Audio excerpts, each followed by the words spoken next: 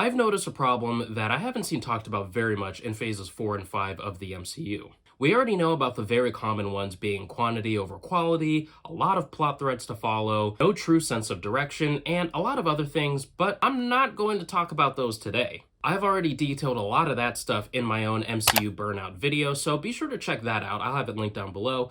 But today, I want to talk about something that I haven't seen talked about very much, which is the over-reliance of nostalgia and trying to meet fan expectations in the MCU. Welcome back, and if you're new here, welcome. On this channel, we talk about all things video games and comic books. Be sure to subscribe so you don't miss an episode like this. Also, a quick shout out to our Patreon for behind-the-scenes access. You see, something that I noticed is that in phases 1 through 3, we had a little over 10 years straight of an entire universe being built from the ground up with no reliance on what they had previously set up. So that means all of the previous Spider-Man movies, the Daredevil movie, the Ang Lee Hulk, all of these things had no bearance on what was going on in the MCU, at least at the time, through phases 1 through 3. We had an original universe built from scratch, and they didn't even care so much as to use these same actors from previous movies. Take Chris Evans being Johnny Storm, and, of course, Steve Rogers in the MCU. And the reason why I bring that up in particular is because that showed that they had a true vision of wanting to build something from scratch, that they were willing to use these same actors, create potential confusion between this actor literally in the same Marvel universe is playing Johnny Storm and is also playing the leading Avenger, Captain America. And it's no surprise why phases 1 through 3 seem to be overall well regarded, that the Infinity Saga is just incredible. And for some people, that's where the MCU ended, was with Endgame itself.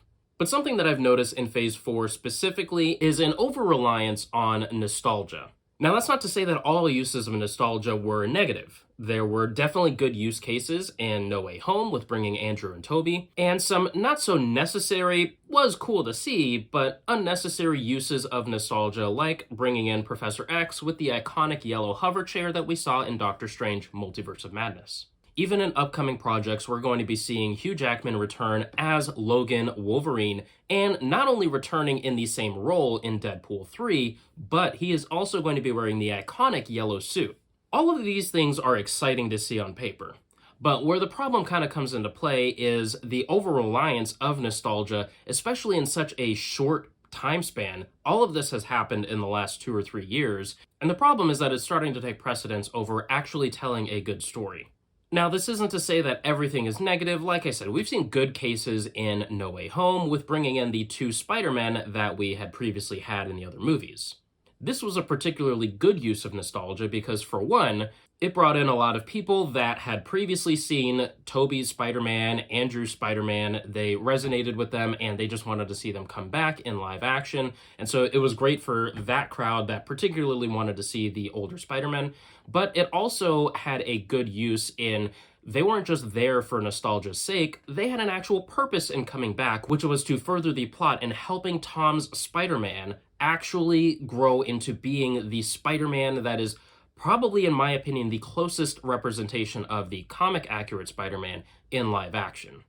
Now, I will save what I feel about the different Spider-Man for another video. Be sure to subscribe so you don't miss that video when it comes out soon. But overall, I think that what they did with bringing in these 2 Spider-Men with the specific role of helping Tom's Peter Parker and Spider-Man really grow and wrestle and grapple with what he has just lost in Aunt May, who for him was his Uncle Ben that the previous 2 Spider-Men had lost, and being able to really take on the full mantle and all of that responsibility and all of that sheer guilt and power and great need for being a responsible hero that he ultimately got by the end of the film. In other words, that movie succeeded so well because it used that nostalgia to help further the overall plot of Spider-Man in the future. The ending that we got with him choosing to remain anonymous throughout the whole world and just the sheer responsibility that that took, we couldn't have gotten that kind of ending if we did not have the previous 2 Spider-Men there to help guide him. Now, not every use of nostalgia needs to have that much weight in any MCU project. I think it was done very well in that movie, so we don't necessarily need to see that duplicated in every use of it. But there are some uses of nostalgia that I just don't think are very necessary, and overall, it just kind of lets the fan down in the long run.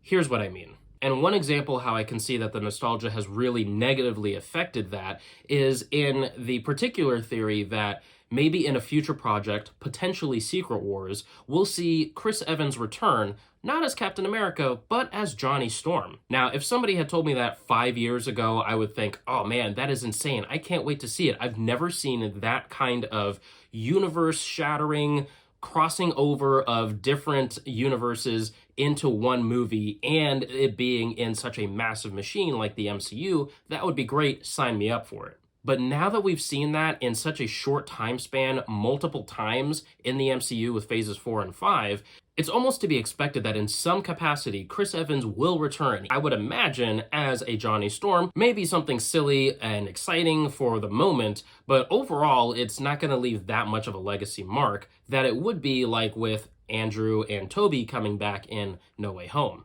That was really the first case of bringing in different universes in that world-shattering event sort of thing in the MCU, and so now every other event after it is almost in some way to be expected and is going to have less of an impact, because really, what expectation are you honestly going to be able to deliver that will meet everyone's expectation but not sacrifice the quality of what you're trying to show on screen?